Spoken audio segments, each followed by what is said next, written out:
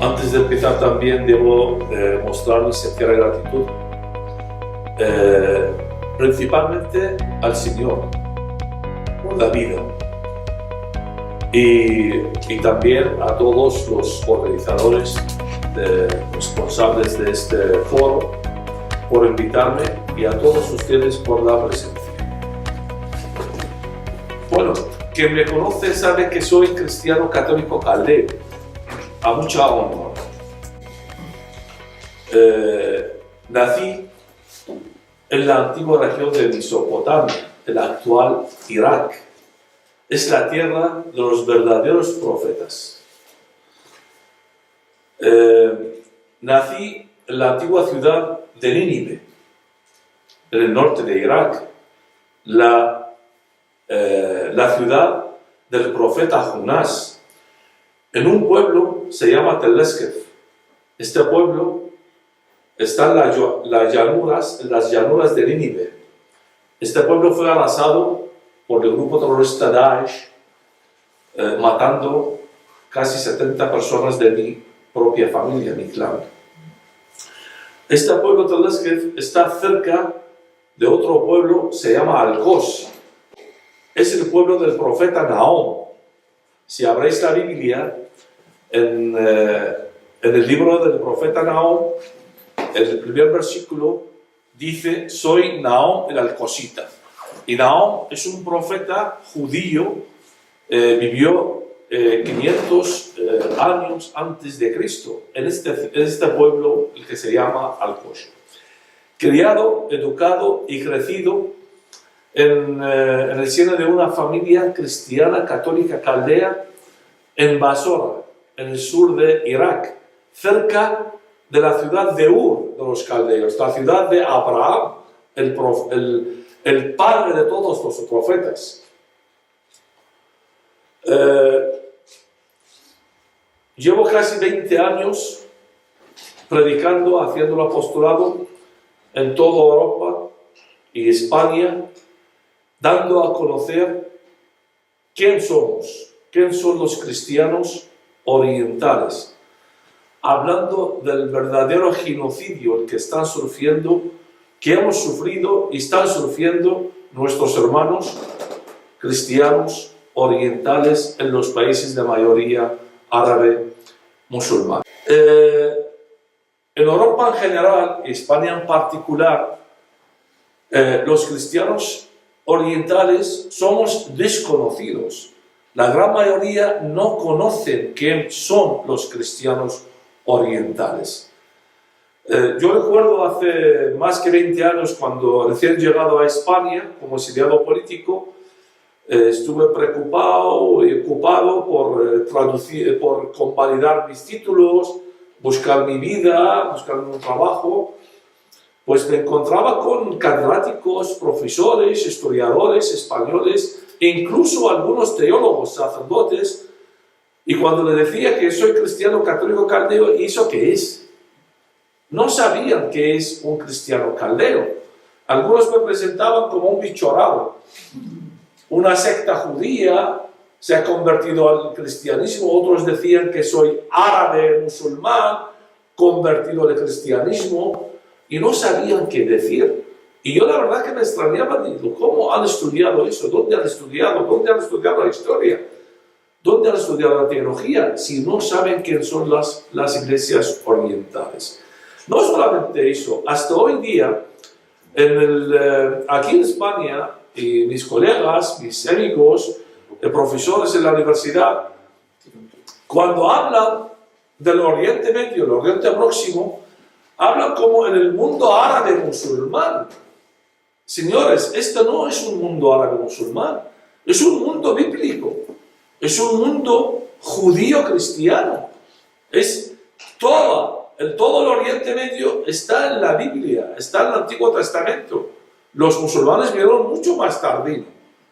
También hay muchísima gente hasta hoy día se confunde en el término árabe musulmán y nos confunde a nosotros también con estos términos. El musulmán es aquella persona que profesa o sigue las doctrinas de Mohammed, el presunto profeta del Islam. El árabe es una etnia. El árabe es una raza. El árabe viene de la palabra aramea, arbó, significa desierto. Todos aquellos el que vienen de la península arábica. Justo anteayer tenía una entrevista muy interesante en televisión israelí. Estuve discutiendo que había un cristiano oriental en Israel y otro judío y el presentador. Los tres discutiendo conmigo de que son árabes, porque hablan árabe. El árabe es una lengua, no es una etnia. Entonces yo le pregunté a los tres, digo, entonces yo hablo 7 idiomas. ¿Qué soy? Mi raza es otra cosa. El árabe es una raza. El cristiano no es árabe. Por eso el árabe es aquella persona que viene de la península arábica. Hay que diferenciar entre religión, raza y lengua.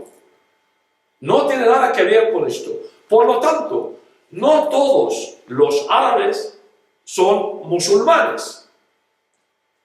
Ni todos los musulmanes son árabes. Solamente el 20% de los musulmanes son árabes. La gran mayoría de los musulmanes son de Afganistán, de Irán, de Rusia, de muchos países del mundo y no son árabes. Tampoco todos que hemos nacido en los países hoy día de mayoría árabe musulmana somos árabes o musulmanes. Nosotros somos mesopotámicos. Nosotros somos antes del Islam. Los musulmanes vinieron mucho más tardío a conquistarnos y a entrar en nuestra tierra. Nosotros no somos los originales de la tierra. No somos ni árabes ni musulmanes. De hecho, ese es el propósito de escribir estos 2 libros, en árabe y en español, para dar a conocer nuestros orígenes. Hasta el Papa Juan Pablo II, que era un gran conocedor de las iglesias orientales, animó a todos los cristianos a conocer las iglesias orientales y dijo textualmente que son la base del cristianismo, los orígenes del cristianismo. Y eso es lo que somos la base del cristianismo. Somos los primeros cristianos del primer siglo. Además, Juan Pablo II predijo todo lo que está pasando en los últimos años del genocidio, la persecución cristiana en los países de mayoría árabe musulmana. Por eso hay que conocer, hay que saber nuestros orígenes, hay que conocer la base del cristianismo, dónde nació el cristianismo. Yo estoy más que harto, la verdad, aquí en España estoy más que harto de los maricomplejines, eso se dice así en español, ¿no? Los cobardes,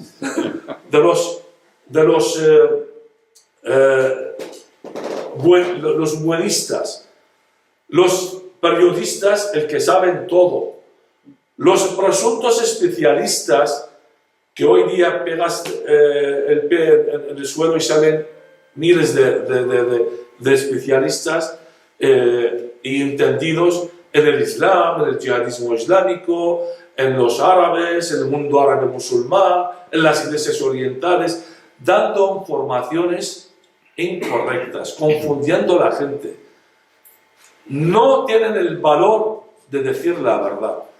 Y este es el objetivo principal de nuestro encuentro. El objetivo principal de nuestra charla es dar a conocer qué es la Iglesia Oriental, quiénes son los cristianos orientales, y hablar también y dar a conocer la verdad sobre la persecución y el genocidio que hemos sufrido y estamos sufriendo los cristianos orientales en los países de mayoría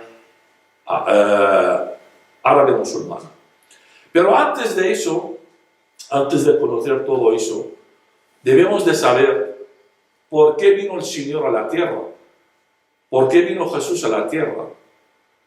Hay miles de razones por la venida de Jesús a la tierra, pero hay tres razones principales. Los escribo aquí todas las razones en mi libro. Y no vengo a hablar de mi libro, vengo a hablar de los cristianos orientales. La primera razón y más importante de la venida de Jesús a la tierra es el sacrificio. Porque Jesús vino para dar su vida por la humanidad. Vino para rescatarnos del pecado. Por eso dijo el apóstol Pablo en su carta a los Romanos, el capítulo 5, el versículo 12, por un hombre, Adán, pasa el pecado, y por otro hombre, Jesús, se quita el pecado. La segunda razón, y no menos importante, es para decir la verdad. Jesús dijo a Pilato, en Juan, el capítulo 18, 37-38, le dijo, por eso he nacido y por eso he venido, para decir la verdad. Y esa es una obligación a todos los cristianos, a decir la verdad, a predicar y decir la verdad, contar lo que está pasando realmente, sin miedo y sin tabú.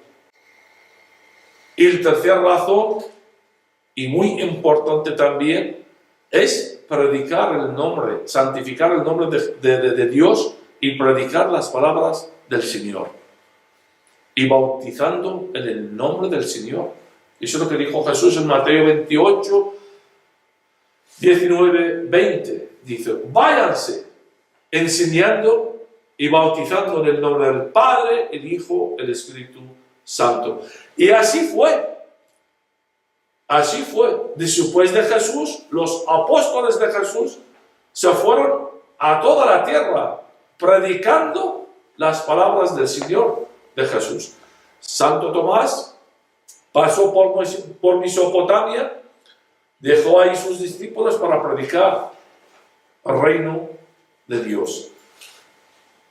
Y se fue hasta India, donde murió como mártir. San Marcos, al norte de África, también predicando y también murió como mártir. San Judas Tadeo y San Bartolomé a Turquía y Armenia. San Pablo a todos los sitios, desde Siria, Líbano, Chipre, Malta, Grecia, y llegó hasta Roma. Y San Pedro llegó hasta Roma. Y así se extendió el cristianismo en toda la tierra. ¿Dónde empezaron? En el Oriente. Ahí, en nuestras tierras. En el Oriente Medio y Próximo. Y ahí empezó el cristianismo. Ahí estaba la base del cristianismo. En los primeros 2 siglos, claro, los apóstoles se predicaban las palabras de Jesús. No había ningún problema entre los cristianos. Solamente predicaban lo que decía Jesús y lo que enseñaba Jesús. No tenían confusión sobre la naturaleza de Jesús, quién era Jesús. Todos estaban convencidos de que Jesús era Dios. Hasta el año 205, un padre de la iglesia, Florent Tertuliano, que era sacerdote en Cartago, escribió un libro y mencionó la palabra Trinidad. La palabra Trinidad no viene tal cual en la Biblia, y mencionó la palabra Trinidad. Y a partir de ahí ya empezó la discusión. ¿Qué es la Trinidad? ¿Qué es Padre? ¿Qué es Hijo? ¿Qué es Espíritu Santo? Y empezaron los cristianos a preguntando y estudiando este tema de la Trinidad. 100 años más tarde, el año 315, un sacerdote de Alejandría, Ariano, empezó a predicar de que Jesús no era Dios, era un profeta raso. Y ahí empezó a extender la teoría del arianismo. Hasta hoy día tenemos, estamos en estos días, tenemos la iglesia de los testigos de Jehová, que son arianos. También creen que Jesús no enseña no le pone a Jesús la misma altura de Dios. Y eso será la enseñanza de ariano o el arianismo. No se quedó ahí. La base o la fecha clave del cristianismo fue el año 313, con la presunta conversión de Constantino al cristianismo. ¿Por qué digo presunta? Porque no hay ningún indicio, no hay ninguna prueba de que Constantino fue bautizado. Su madre era Santa Elena, pero no hay ningún indicio, no hay ninguna prueba de que Constantino fue bautizado. Constantino era político y necesitaba a los cristianos a su lado, el apoyo de los cristianos. Por eso convocó un concilio, el concilio de Nicea del año 325, para unir a los cristianos. Y no hay discusión entre ellos. Según la Iglesia dice que el concilio de Nicea es el primer concilio de la Iglesia. Yo digo es el segundo, en mi libro lo digo porque el primer concilio fue el concilio de Jerusalén, con los apóstoles de Jesús. Cuando bajó el Espíritu Santo, a los apóstoles empezaron a hablar en diferentes idiomas. Pues en este concilio, el concilio de Nicea 325, San Atanasio, que era el obispo de Alejandría, hizo la declaración de la fe cristiana. Hasta hoy día lo tenemos todos, describiendo a Jesús como el Dios, un Dios de un verdadero Dios. Pero no se quedó ahí, porque en el año 431, en el concilio de Éfeso, pues se declararon: María es la madre de Dios. En este instante, en este año mismo, en este concilio, nació otra iglesia, la iglesia nestoriana, por Nestorio. Nestorio nació en el año 388 en Siria. En el año 428 fue nombrado como obispo de Constantinopla. Y después del concilio de Éfeso, del 431, Nestorio dejó entender en sus enseñanzas que no estaba de acuerdo con esta doctrina, que María es la madre de Dios.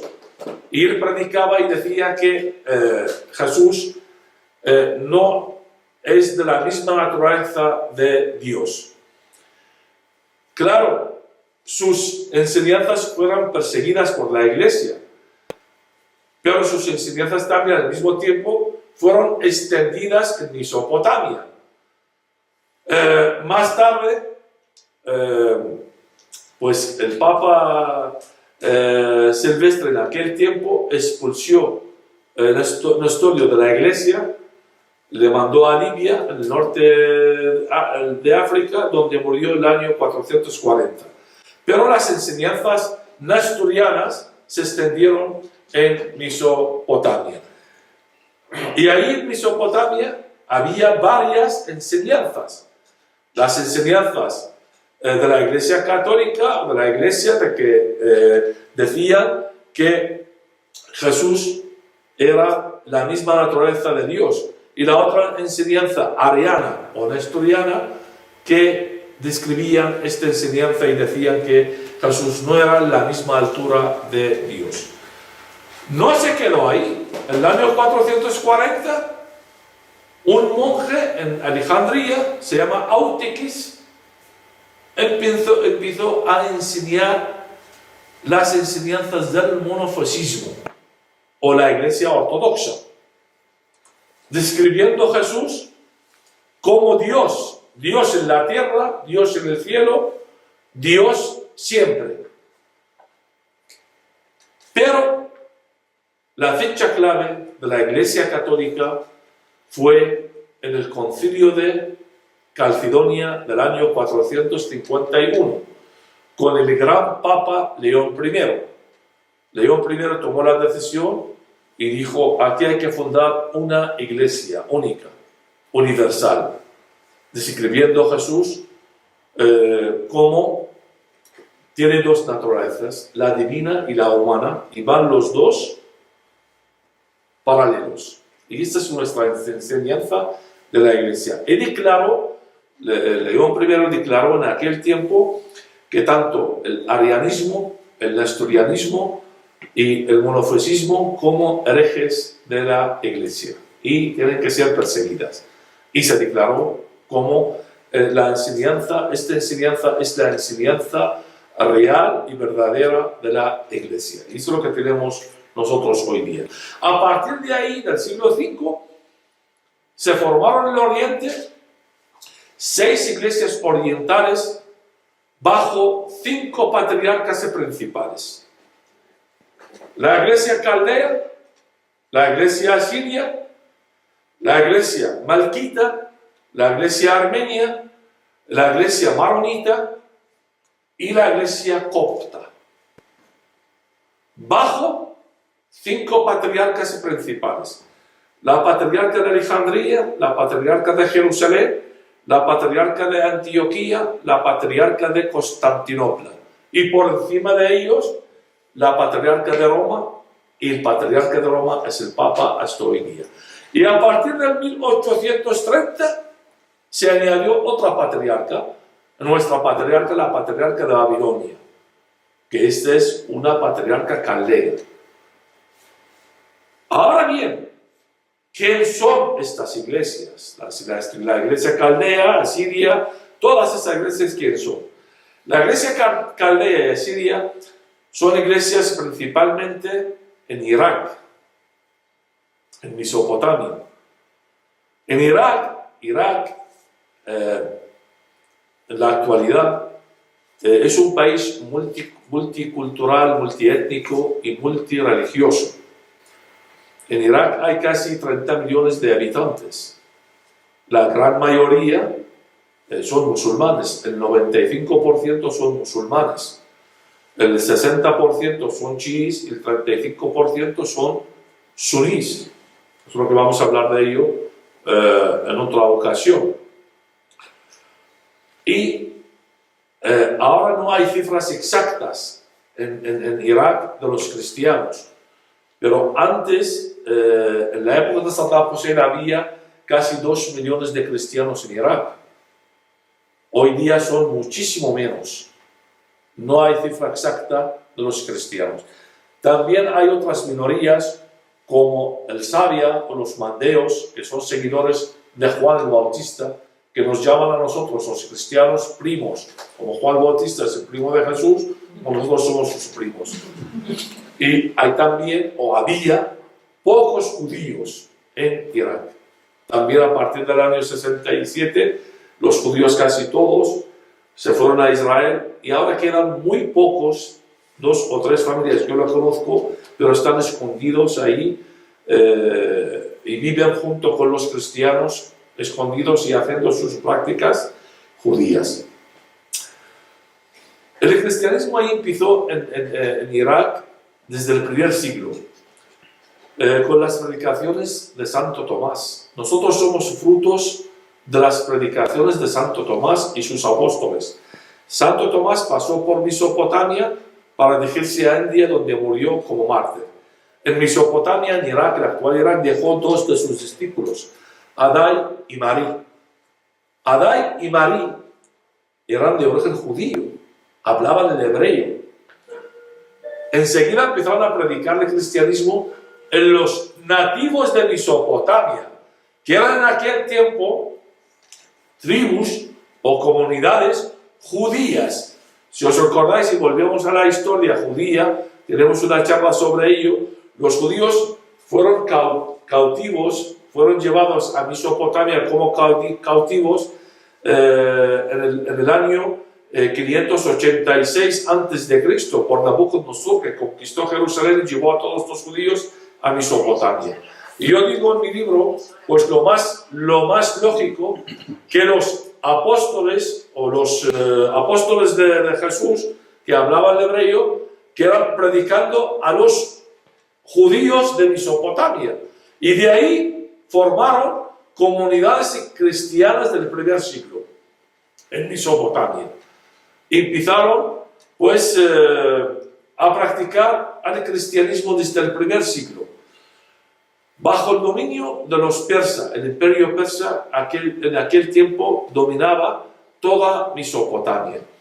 En los primeros 3 siglos, los cristianos en Irak pues disfrutaban de un clima de libertad, de practicar su religión, el cristianismo, hasta la llegada de un rey persa, el rey Shabur II.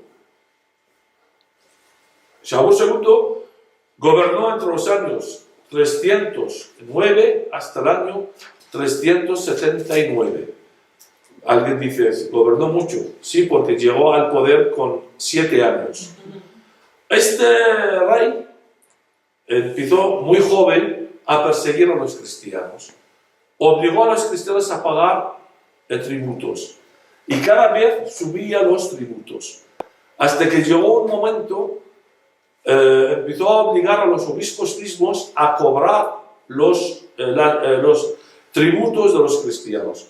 Al negar los obispos a esta misión, el rey Shabur II ordenó a matar a todos los obispos de la iglesia en aquel tiempo y perseguir a los cristianos y matarlos.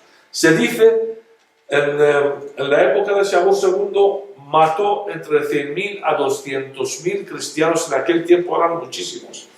Quien frenó esta matanza fue porque 2 de sus familiares, seguidores suyos, se convirtieron al cristianismo y se pusieron en la fila de los mártires, y cuando se enteró el rey de este hecho, paró la matanza. Ya luego después los obispos empezaron a escribir las historias de los mártires. La verdad que hubo muchísimas historias y manos escritos de estos mártires de aquella época. Estamos hablando del siglo IV. Yo tuve el privilegio, cuando estuve en Irak, a traducir algunos de estos manuscritos del arameo al árabe, del árabe al inglés. Pero claro, con la llegada de radicales islámicos Daesh, todos habéis visto las imágenes cuando entraron en el museo de Nínive, en los museos importantes de Irak, pues quemaron todos estos manuscritos y destruyeron todas nuestras tradiciones y nuestras historia, y querían acabar con todo lo que era el cristianismo en Irak. La presencia árabe musulmana en Mesopotamia empezó a partir del siglo VII, con las conquistas del segundo califa ortodoxo Omar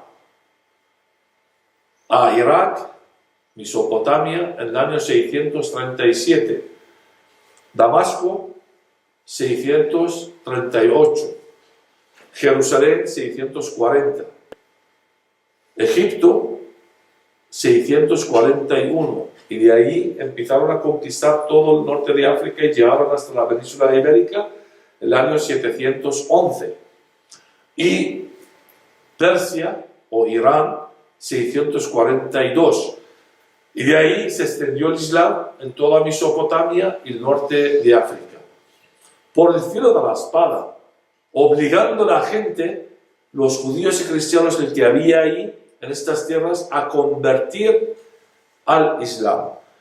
Le preguntaron al califa Omar, cuando llegó a Mesopotamia, le preguntaron: ¿qué hacemos con los judíos cristianos aquí? Aquí hay muchos judíos cristianos. Y dijo Omar: muy sencillo, aplicar la ley islámica. ¿Cuál es la ley islámica? Pues el Corán. Abrió el Corán y leyó la sura 9, el versículo 29.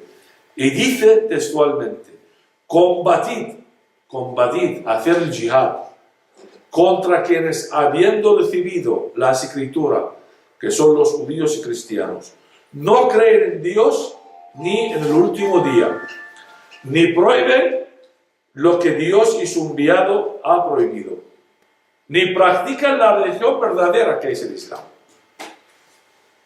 hasta que humillados pagan el tributo. Por lo tanto, los judíos y cristianos de aquella tierra tenían la obligación de convertirse al Islam. El que no convierta al Islam tiene que pagar el tributo. Y el que no tiene el tributo o no tenía dinero, pues tenía que convertir al Islam, si no, la espada y a matarlos. Y así fue la expansión del Islam en el norte de Mesopotamia, el norte de África. Y no lo digo yo, lo dicen los mismos libros de historia del Islam y de los árabes. Ellos se presumen de ello. Presumen de hacer el jihad y de combatir contra los judíos cristianos de estas tierras. ¿Cómo fue la división entre la iglesia caldea y la iglesia asiria o nestoriana en Irak? Pues en Irak, como hemos dicho anteriormente, había dos tipos de cristianos. Cristianos unidos a Roma y cristianos nestorianos. Las dos iglesias vivían ahí, no había ningún problema, vivían juntos en aquel tiempo bajo el dominio de los musulmanes. Hasta el año 1553, un obispo de la iglesia nestoriana quiso unirse a la iglesia caldea o a Roma. Mandó una carta al Papa Julio III en aquel tiempo pidiendo la unión. Julio III aceptó esta unión y nombró Juan Zulaga, se llamaba este sacerdote o este obispo, aceptó su unión a la iglesia de Roma y la nombró como el obispo de los católicos en Irak. Y para diferenciarse entre los cristianos unidos a Roma y los que no están unidos a Roma, Julio III llamó a los que están unidos a Roma la Iglesia Oriental Caldea, recordándose del antiguo imperio de los caldeos, que gobernó en Mesopotamia entre los años 625 a.C. y 537 a.C. Y que no quisieron unirse a Roma, la Iglesia Oriental Asiria, recordándose del imperio asirio que gobernó en Mesopotamia también entre los años 1500 y 622 a.C. Y así para diferenciar entre ellos. Y hasta hoy día, la mayoría de los cristianos de Irak son Iglesia Caldea, unida a Roma, y la minoría son la Iglesia Oriental Asiria. Son los patriarcas de la Iglesia de Caldea.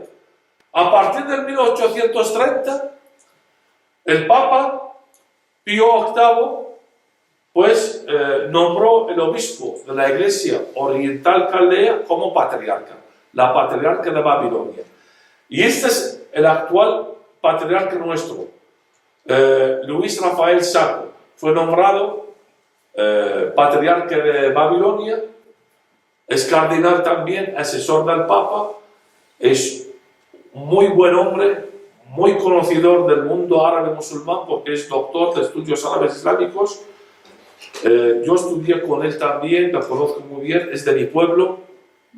Todos los años tenemos una reunión juntos ahí en el norte de Irak. Y fue nombrado desde el año 2013 como el patriarca de la Iglesia Caldea. Y el patriarca también de la Iglesia Asiria Oriental vive en Detroit, en Estados Unidos, y fue nombrado también desde el año 2015 y se llama Georgis III. Este es el patriarca de la Iglesia Asiria, Oriental Asiria, que es nestoriana. No son católicos, no están unidos a Roma. Y esta es más o menos la iglesia caldea y la iglesia siria y la iglesia caldea en Irak. Los cristianos coptos en Egipto, más bien, la iglesia copta son frutos de las predicaciones de San Marcos en el primer siglo, que fue a predicar a Alejandría en el año 49 y encontró el martirio en el año 68 en Alejandría mismo y fue enterrado ahí en Alejandría. Pero en el año 828 unos arqueólogos de origen italiano, de Vinicia, exactamente, encontraron los restos de San Marcos y los llevaron a Roma, a Venecia. Por eso que el santo de Venecia es San Marcos. En la plaza de San Marcos, ahí está enterrado San Marcos ahí. En el principio también el cristianismo pues eran todos unidos ahí en Alejandría y todos profesaban la misma iglesia o las mismas doctrinas de Jesucristo. Eso es lo que predicaban, lo que practicaban. Pero en el año 440 un monje se llamaba Autikis empezó a predicar el monofesismo en Alejandría. Y se convirtieron todos los cristianos de Alejandría como monofesistas, ortodoxos. Y fueron llamados coptos. ¿Por qué? La palabra copto, precisamente copto, no tiene nada que ver con los árabes. Porque el copot es una raza anterior de los árabes. Son descendientes de la antigua civilización egipcia en Egipto. Por eso no tienen nada que ver con los árabes. Los cristianos de Egipto, los coptos de Egipto, no son árabes. Son de origen de la raza, se llama nubí. Tienen su lengua, el copta, tienen su calendario, tienen todas sus tradiciones antiguas egipcias. Por eso no hay una confusión. Hasta los mismos, yo he estado muchas veces en Egipto, de hecho que también he hecho algunos cursos en la Universidad Al-Azhar, la universidad más prestigiosa del mundo musulmán, y he estado con los coptos. Los mismos coptos tienen confusión, porque ellos dicen que nosotros somos de origen árabe, y no saben sus orígenes. ¿Sabéis por qué esta confusión? Porque los árabes llevan 14 siglos enseñando en los colegios a los cristianos y los musulmanes estas enseñanzas falsas, que todos son árabes. Y esta mentira con el tiempo se convirtió como una verdad. Hasta los mismos cristianos empezaron a creer que son árabes. Y no son árabes. Y eso es el objetivo principal de mis predicaciones, para dar a conocer nuestros orígenes, que nosotros no somos árabes, los cristianos no somos árabes, somos de las razas antiguas, tanto mesopotámicas como las antiguas, la antigua civilización de Egipto. En Egipto hoy día, claro, con tantos concilios y tantos doctrinas dentro del cristianismo, los coptos se conservaron el monofesismo, se conservaron su iglesia monofesista ortodoxa. Hasta el siglo XIX, la iglesia católica empezó a predicar en Egipto y hay un número considerable de cristianos coptos, pero católicos. Se convirtieron del monofesismo a la iglesia católica. En Egipto hoy día el 10% de la población egipcia son cristianos, son coptos. Hay casi 10 millones de cristianos coptos en Egipto. En total, la iglesia copta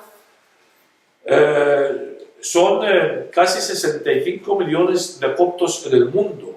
La gran mayoría, la iglesia, la gran cantidad, la gran cristianos coptos están en Etiopía.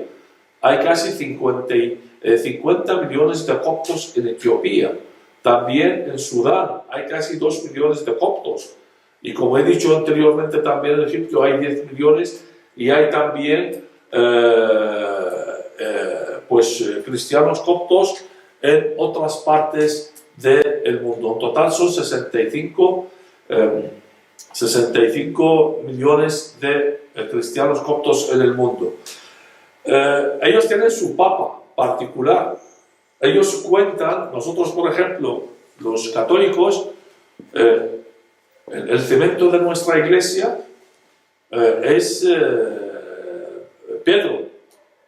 Nosotros contamos, tenemos hasta hoy día con el Papa Francisco 268 papas, desde Pedro, el primer Papa. Ellos no, en la iglesia copta cuentan desde San Marcos, que es el fundador de la iglesia copta para ellos, y hasta el último, hoy día tienen el Papa Taurdios II, que es el número 117 de los papas desde San Marcos. Por eso los coptos han sufrido muchísimo durante muchos siglos. Hasta el siglo X, los cristianos coptos eran mayoría en Egipto.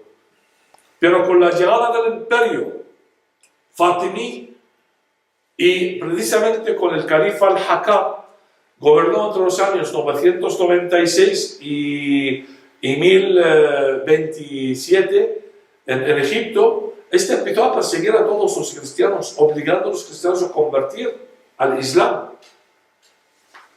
Y por eso empezó a bajar el número de los cristianos en Egipto, y ahora mayoría son musulmanes sunís en Egipto y el 10% son cristianos coptos. La iglesia maronita en el Líbano. El Líbano es un país muy pequeño.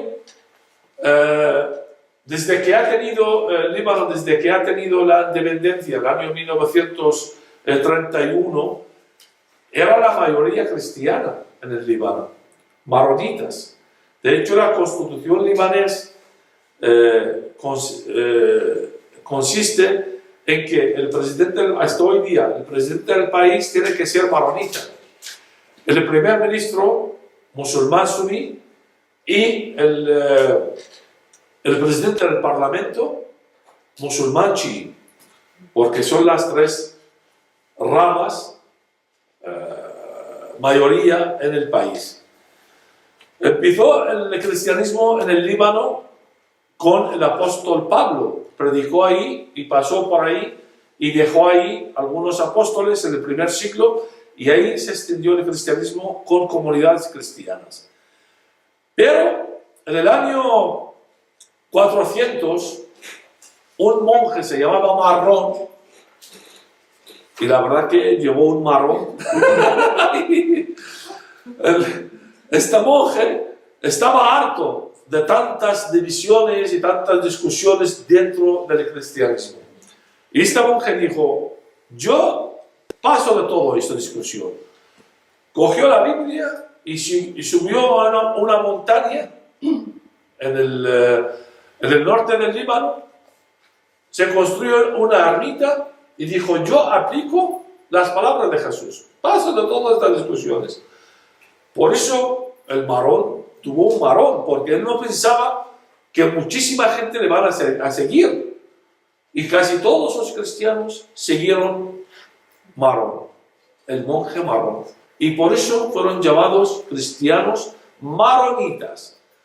Y se celebra el día de la iglesia maronita, el día de la muerte de San Marrón, o el monje Marrón, el 9 de febrero del año 410. Murió Marrón, y ahí se celebra todos los años, el 9 de febrero, como el día del país, el día de San Marrón. A partir del siglo VII, después del concilio de Calcedonia del 451, todos los maronitas siguieron la iglesia caldea o el Papa León I y fueron llamados Iglesia Maronita Católica hasta hoy día, y tienen su obispo. Hoy día fue nombrado desde el año 2015, el obispo se llama Riyad Ray, que es el obispo de la iglesia maronita que está unida a Roma. Después de la guerra civil en Líbano del año 1975, empezó la persecución cristiana en el Líbano y los musulmanes empezaron a perseguir a los cristianos ahí, y muchísimos cristianos abandonaron el país y se fueron como migrantes del país, y hoy día los cristianos son minoría en su propio país. El 40% de la población libanesa son cristianos. Antes eran el 60% eran cristianos en el Líbano. La iglesia armenia fue fundada en Armenia gracias a las predicaciones de San Judas Tadeo y San Bartolomé en el primer siglo, que se fueron ahí a predicar. Pero el verdadero fundador de la iglesia armenia fue Gregorio el Iluminador, el año 300. Este es el fundador principal de la iglesia armenia en Armenia. En el principio, la iglesia armenia, a partir del siglo IV, siguieron las doctrinas de la iglesia monofisita, la iglesia ortodoxa.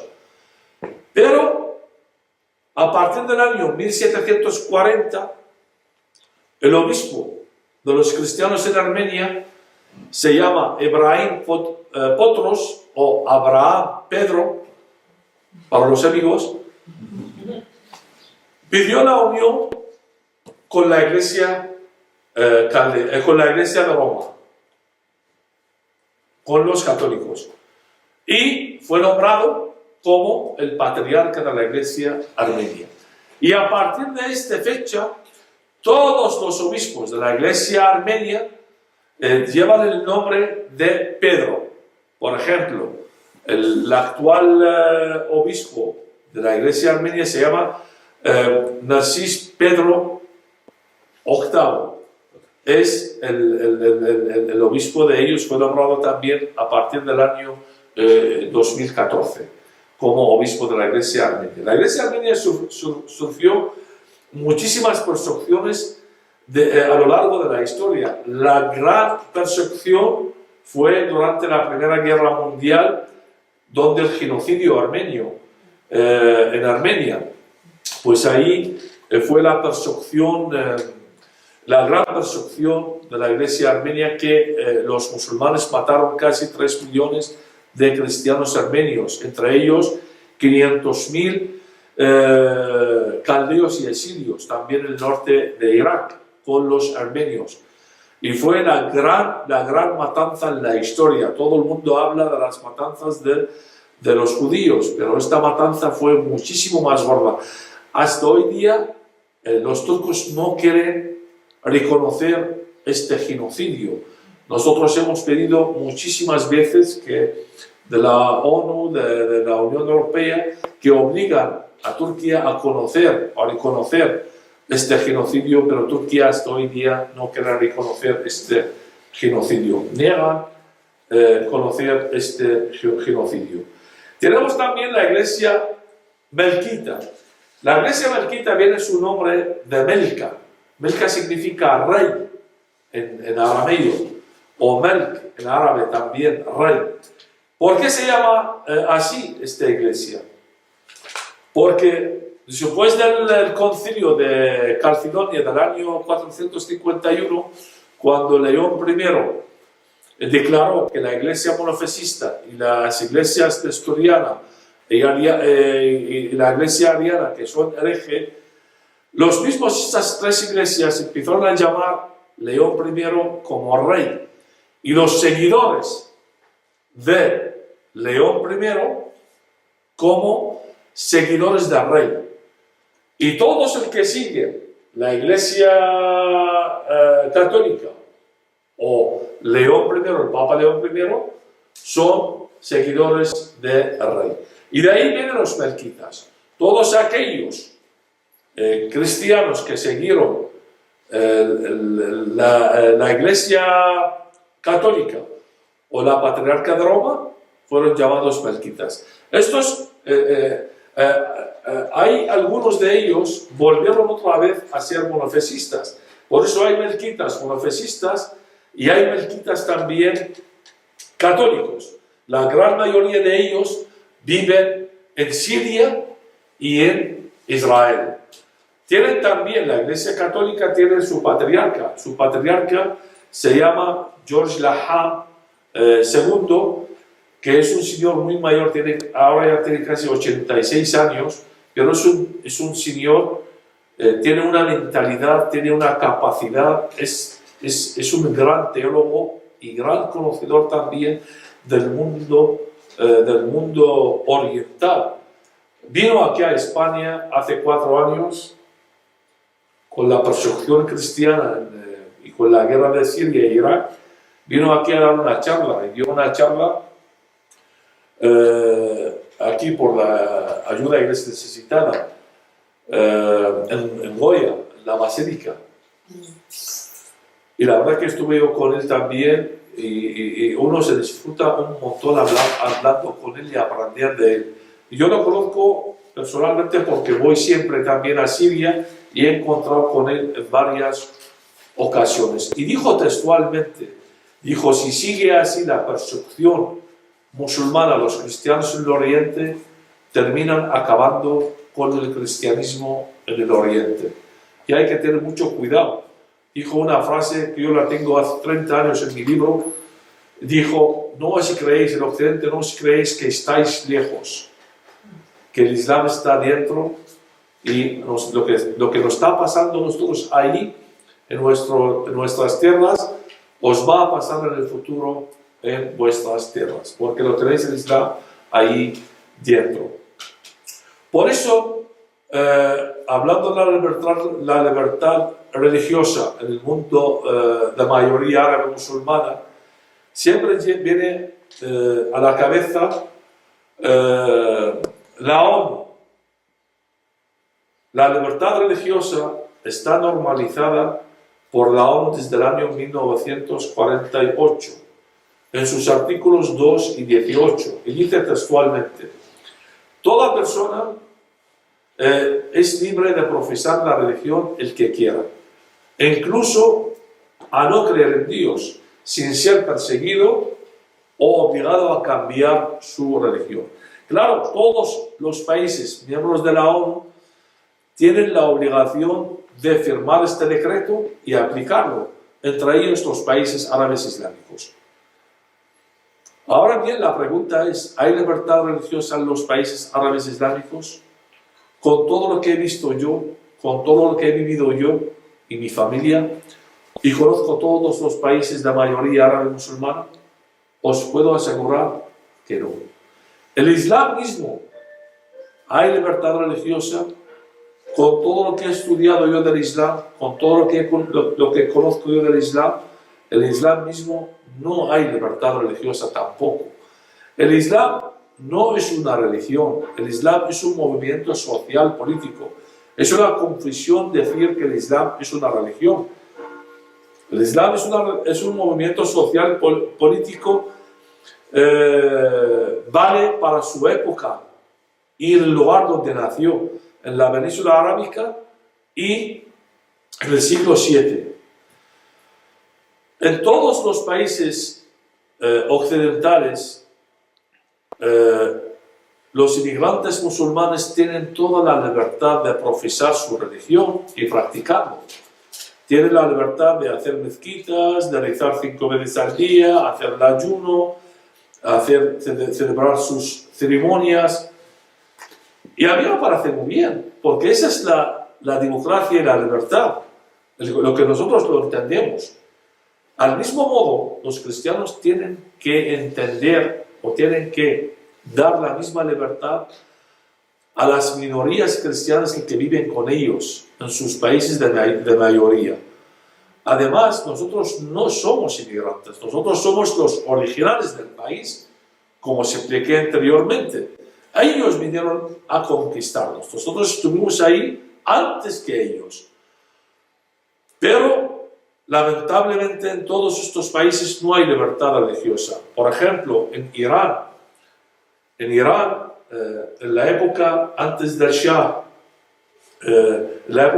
antes de los Ayatollah, había casi 2 millones de cristianos en Irán.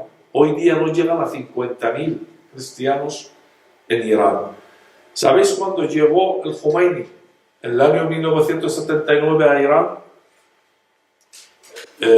Cambió toda la constitución iraní, de una constitución laica a constitución según la ley islámica.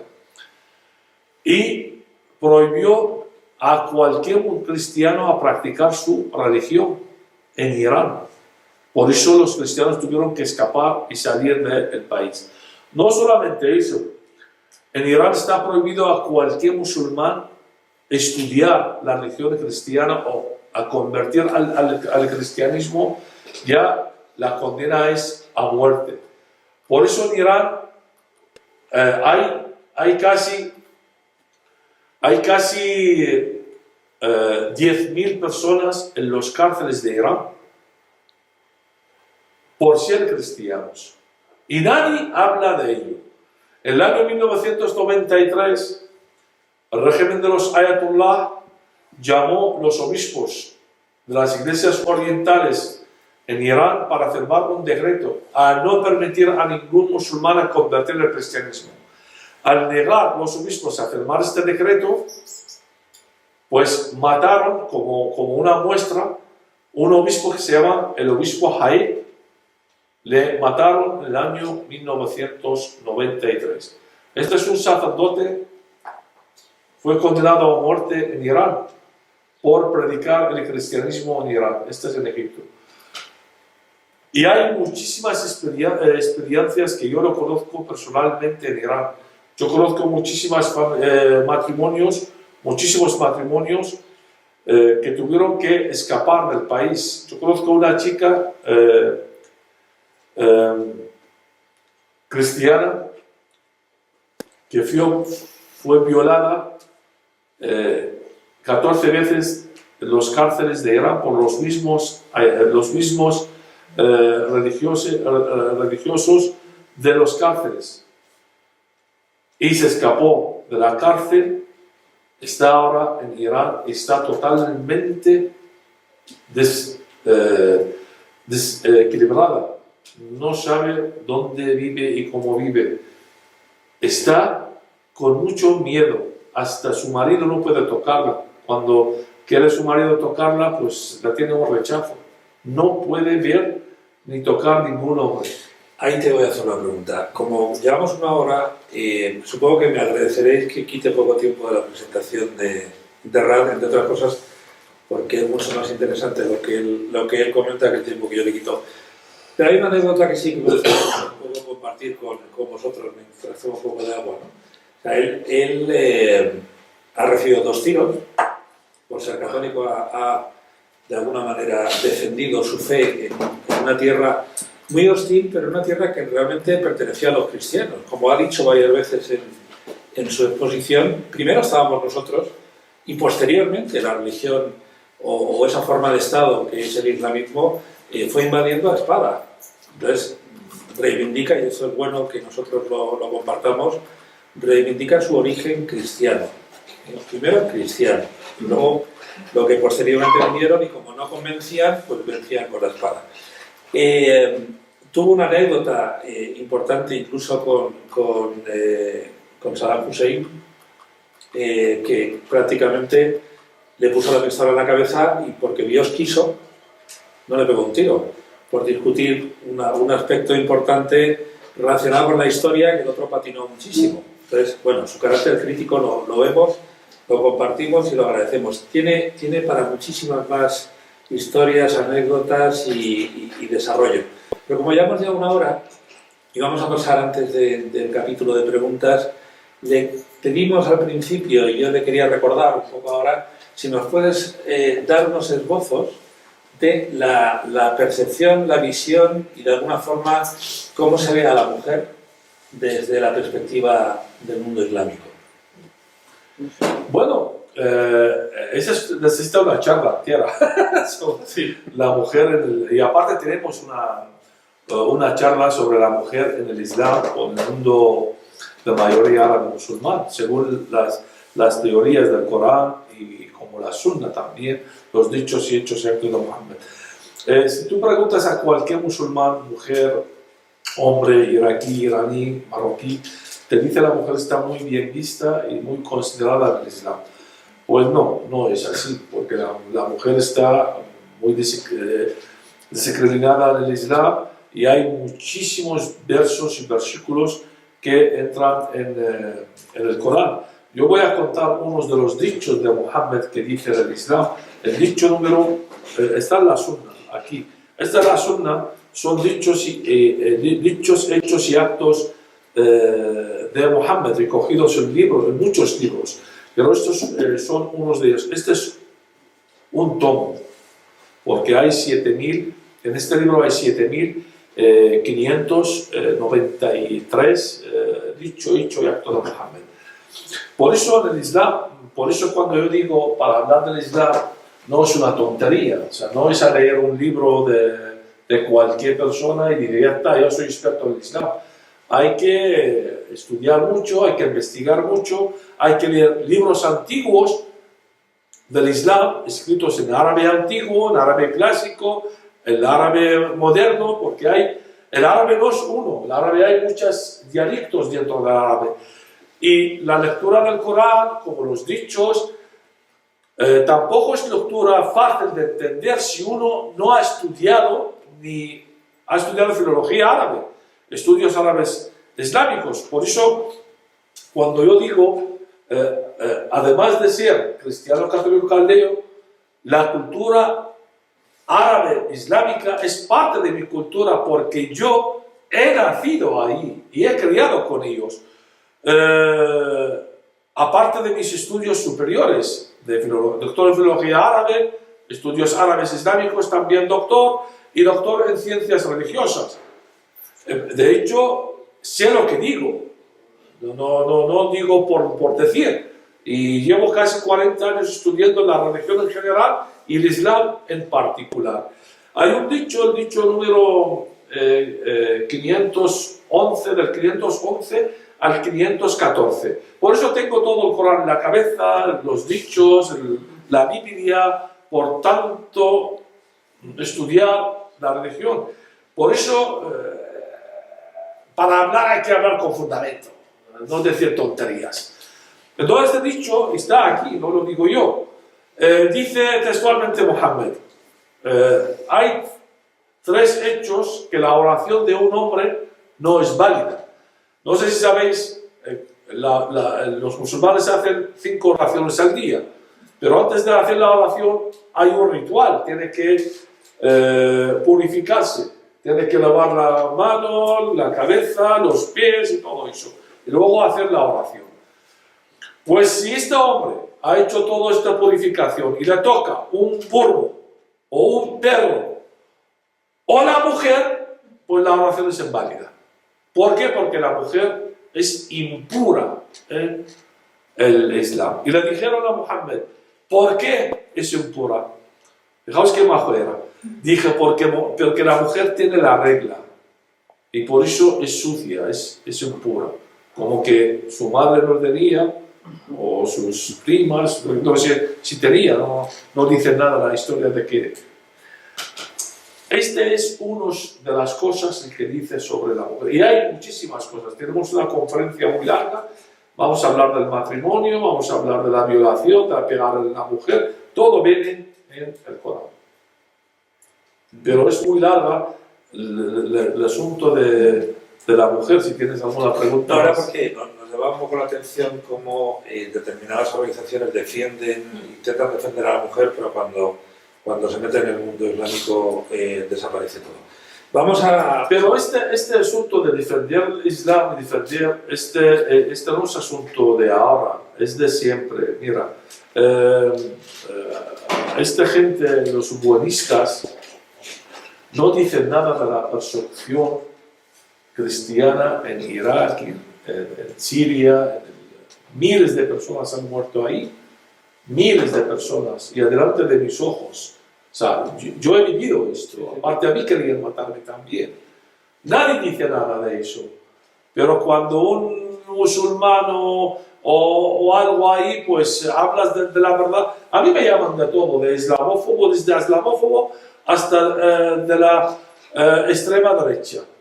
A mí eso no me importa, porque estoy diciendo la verdad con fundamento. A ver si alguien me dice dónde está la mentira. ¿Dónde está la mentira de lo que estoy diciendo? Eso es lo que llaman ellos cuando uno habla del Islam. Aparte de tertuliano en medios de comunicación y de profesor en distintas universidades, no solo fuera de España, sino en España, a mí lo que me encanta un poco de verdad es la argumentación. Se puede discutir de todo con él. Es muy amigo también de la gente de las comunidades israelíes. Aquí en España tenemos algunos amigos comunes en esto. Y la verdad es que, bueno, se le aprecia mucho porque argumenta muy bien. Vamos a aprovechar esto. Vamos si os parece, a tener una pequeña tertulia con él de lo que queráis, de la pregunta, de las inquietudes, de lo que no hayáis entendido, de lo que queráis saber. Y bueno, empezar un diálogo de alguna manera como final de la sesión de hoy. Así que el que quiera puede empezar. Sí. Una preguntita tengo. Estas iglesias orientales, digamos tradicionales, sí. Una preguntita tengo. Estas iglesias orientales, digamos tradicionales, mantienen, digamos, la sucesión apostólica, no las que están unidas a Roma, las que no están unidas a Roma, o sea, tienen los sacramentos, tienen bautismo, tienen misa, tienen Eucaristía, etcétera. La Iglesia Ortodoxa, la única diferencia cuando hace como se hacía la misa antiguamente, en la espalda, y también tienes iconos, no tienen imágenes en sus iglesias. Y luego, la verdad que ahora, por eso también el objetivo principal de mis charlas y mis viajes, yo estoy intentando hacer una unión entre los cristianos. Bueno, hay que quitar las... Es importante esto, sí. Porque está muy de moda.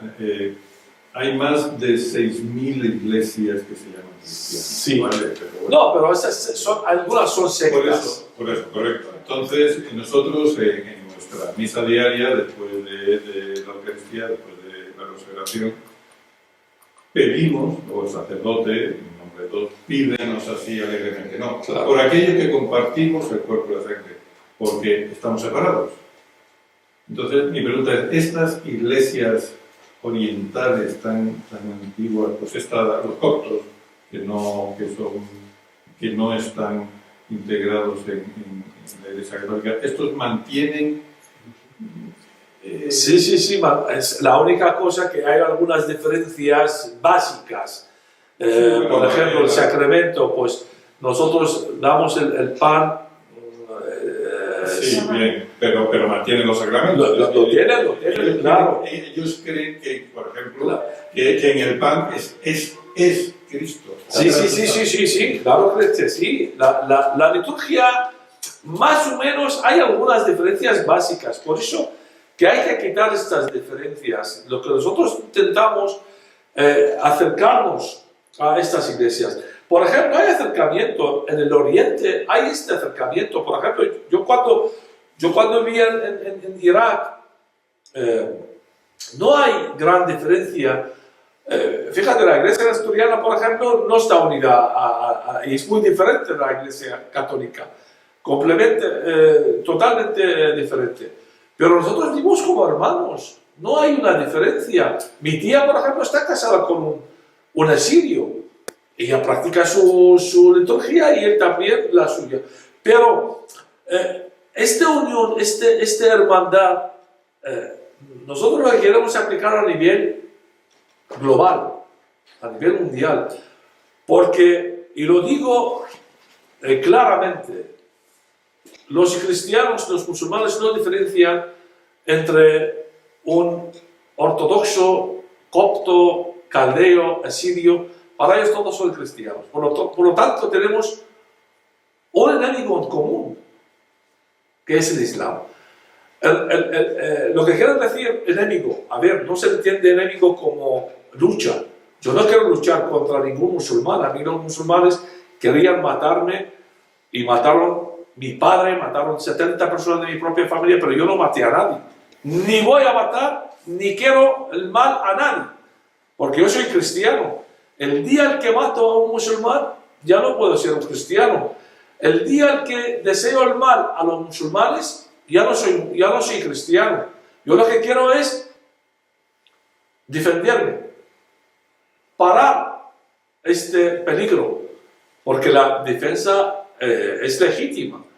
Y la defensa es con la unión. O sea, la unión de todos los cristianos. Yo tengo una frase muy hecha aquí en mi libro, digo, quien enfrenta el mal por el mal es un humano.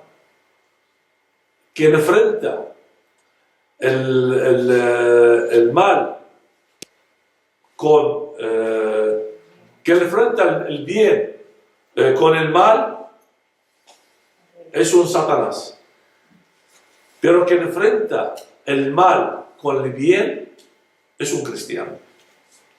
Por eso nosotros no deseamos el mal a nadie. Nosotros queremos convivir. Yo respeto a un musulmán que vive su religión, pero que me deje vivir a mí en paz también. Que vivo yo mi fe. No me persigue. Eso es lo que queremos. ¿Y cómo enfrentamos este peligro?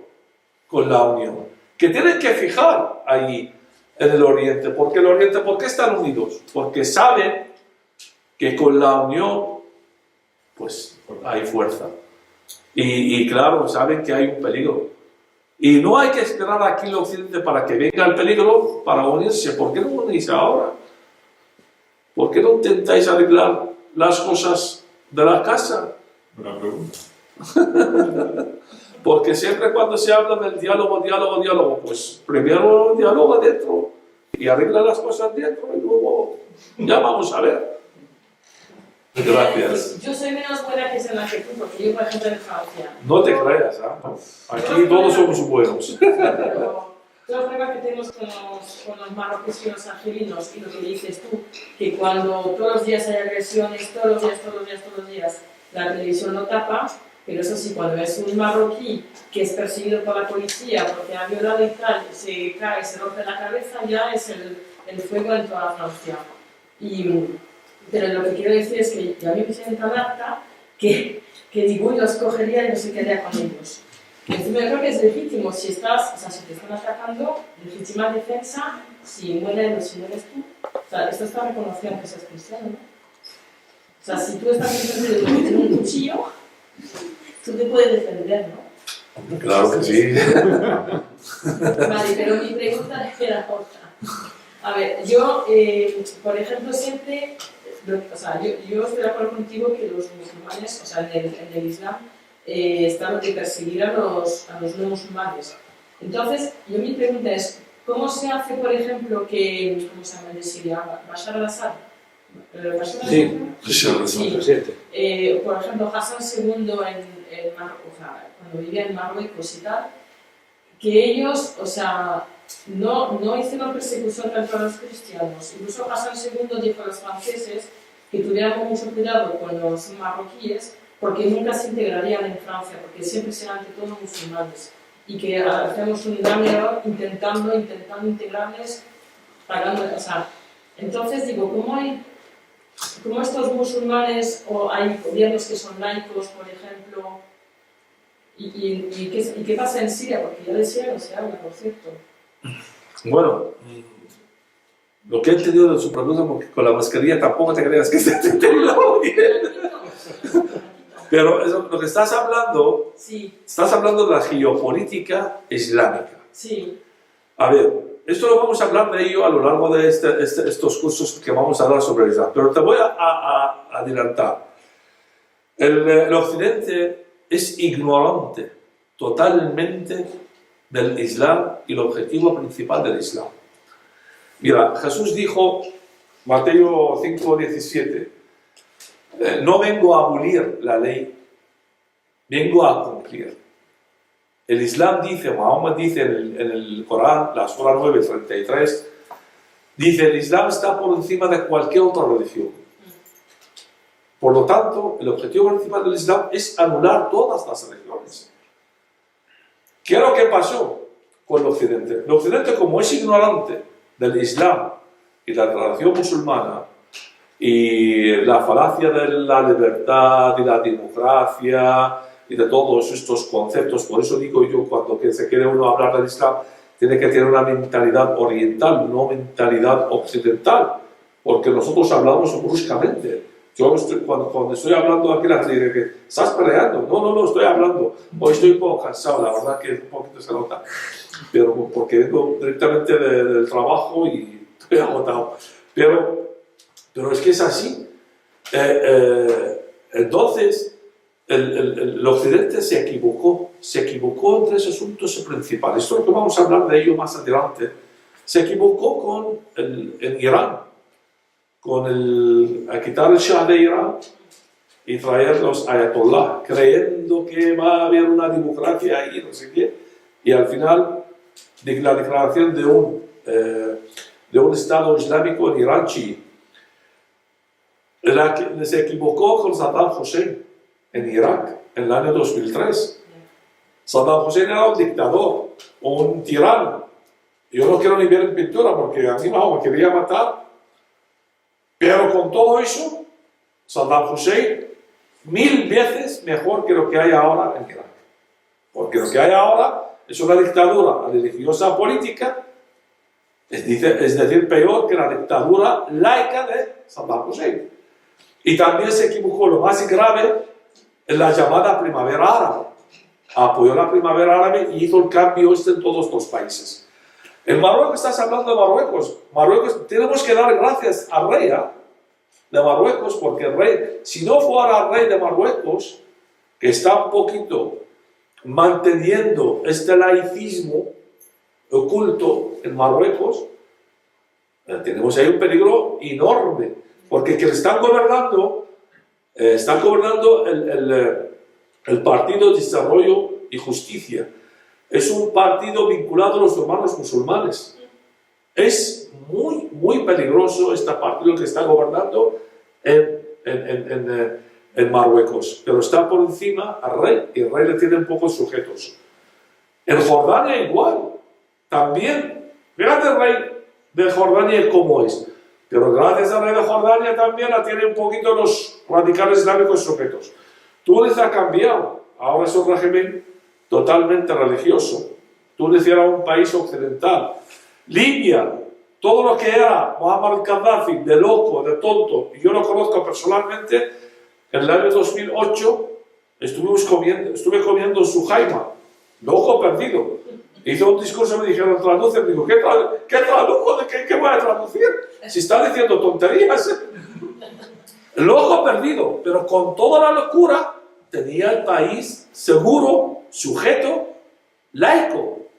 Ahora, el país más peligroso del norte de África, y de ahí vienen los inmigrantes, y hay una guerra tribal política dentro de Libia. Yemen, igual. Siria, con Bashar al-Assad también era laico.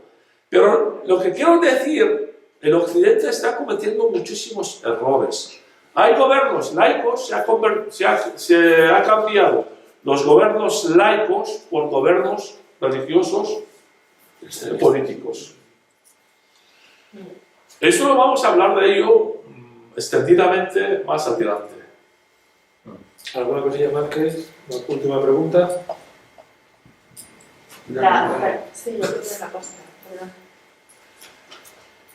Bueno, solo quería preguntar si realmente todos esos países musulmanes están realmente apoyados por, o sea, si hay personas practicantes, pero que de verdad sean practicantes, no que lo hagan bajo presión, porque aparentemente todos son ahí musulmanes porque no tienes más remedio. A ver, no entendéis mal. Eso también lo que quería decir ahora mismo. Antes, para terminar, quería decir esto.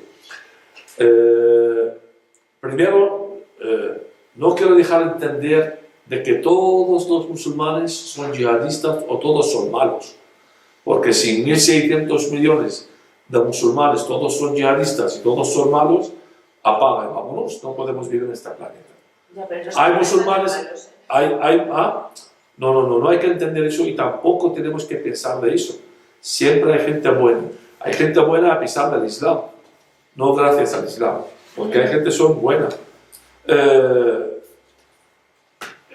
Nosotros, según nuestros estudios y con fundamento, hicimos un estudio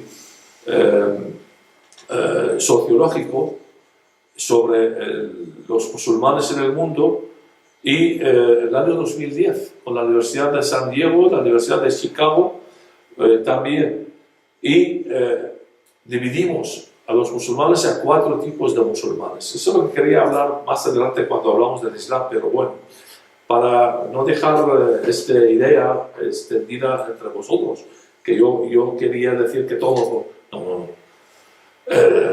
Yo tengo amigos musulmanes, hay gente también, vosotros también, seguramente que conocéis a algún musulmán Sí. bueno y habla y bueno, moderadamente bien. Hay musulmanes, hoy día, estamos hablando del siglo XXI,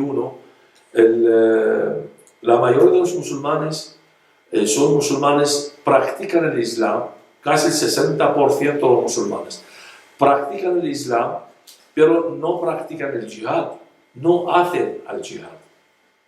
Estos son musulmanes, los normales, los que vemos que gente pues trabaja, van a casa, vienen, más o menos, no integrados porque nunca se integra en la sociedad occidental, pero más o menos gente normal. Tenemos el 5% de los musulmanes son ateos agnósticos, es decir, no creen en el Islam, ni en el Corán, ni en Mahoma, ni la madre que le parió, nada, son ateos, pero hay una diferencia entre el ateo musulmán y el ateo cristiano.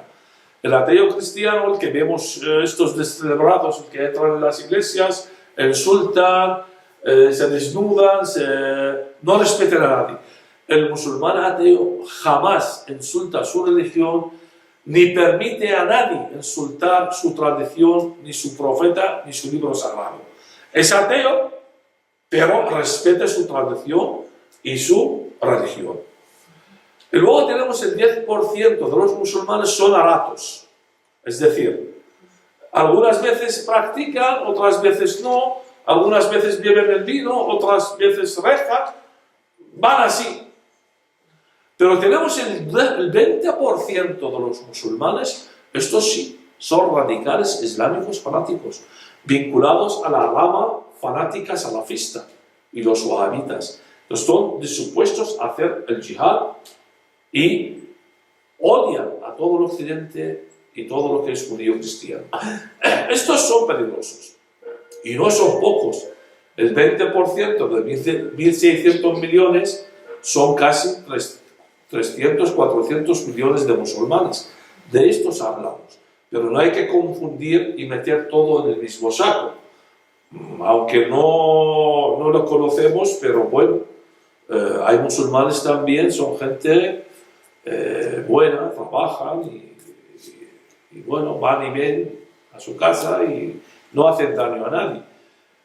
Como hay muchos cristianos también, no te crees que hay muchos cristianos también, son todos los que son buenos.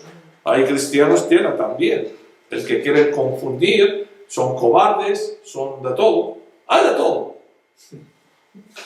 Por eso no hay que confundir cuando hablamos de este tema. Esto es lo que quería dejar claro. No quería, para que no me entendéis, que quería sembrar el odio, no. Que Dios me libra. Eso también es un pecado. Vamos a terminar por el módulo de esto, solo si querías tú decir algo y contigo terminamos. No, bueno, yo estaba pensando en el origen cuando el pueblo, bueno, ya no sé qué si es pueblo o es... todo viene de Abraham, ¿no? De cuando el hijo de la esclava, ¿cómo se llamaba? Ismael, ¿no? De ahí viene el pueblo árabe. Los árabes, hay árabes antes también de Ismael y antes, porque los yemenitas son los originales de los árabes en el sur de la península arábica. Estos tenían una civilización muy antigua, pero los árabes vienen, claro, son de Ismael, medio hermano de Isaac. Por eso yo también, en mi país, en Irak, una vez me pegaron y me condenaron a cárcel por discutir con un profesor de historia, por llamar a los judíos semitas, que sois semitas, que estos semitas, que estos no sé qué, estos... Y le dije yo, ¿y vosotros qué sois? ¿Vosotros también sois semitas? Los árabes son semitas, como nosotros. Vosotros, por ejemplo, los occidentales sois jafitas. O sea, tenemos Shem, Kem y Jafet. Vamos a hacer una conferencia sobre el judaísmo, ¿no? Sí. Voy a hablar de ello. Entonces, de ahí vienen, de los tres hijos de Noé. Los camitas son de África y eran los cananitas, los originales de la tierra prometida, de Israel. Y los filisteos. Estos eran camitas. Por eso la confusión ahí de los árabes cuando dicen nosotros somos los originales de la Tierra Santa. No. Porque los originales eran los filisteos. Los filisteos se desaparecieron. Se integraron en la sociedad romana y ya se desaparecieron. Los cananeos también. Los árabes son semitas. Son descendientes de Ismael, el medio hermano de Isaac. Por lo tanto, el judaísmo y el cristianismo tenemos, los árabes, yo no le llamo religión nunca, movimiento social político, pero los árabes como raza, los judíos y los cristianos orientales somos del mismo origen, semitas.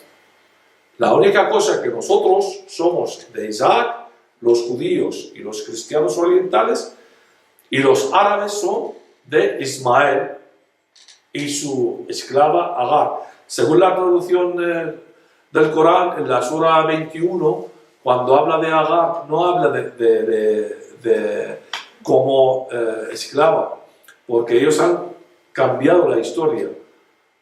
Dicen Agar era hija del faraón de Egipto y la regaló a Abraham.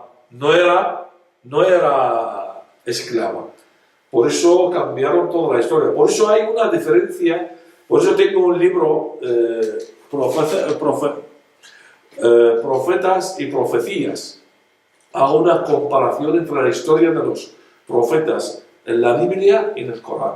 Y hay tantas falacias, tantos cambios en la historia de los profetas en el Corán, refiriendo a la Biblia. Por eso los árabes originales, esto que vamos a hablar de ello más adelante, es verdad que son descendientes de Ismael y los originales de la península arábica.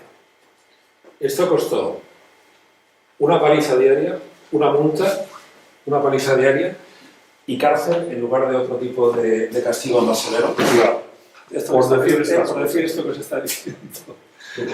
Cárcel, en la cárcel una paliza diaria, una multa enorme para que no tuviera otro tipo de castigo más capital, por decirlo así. Darte las gracias, yo creo que se merece un aplauso por... Muchas gracias.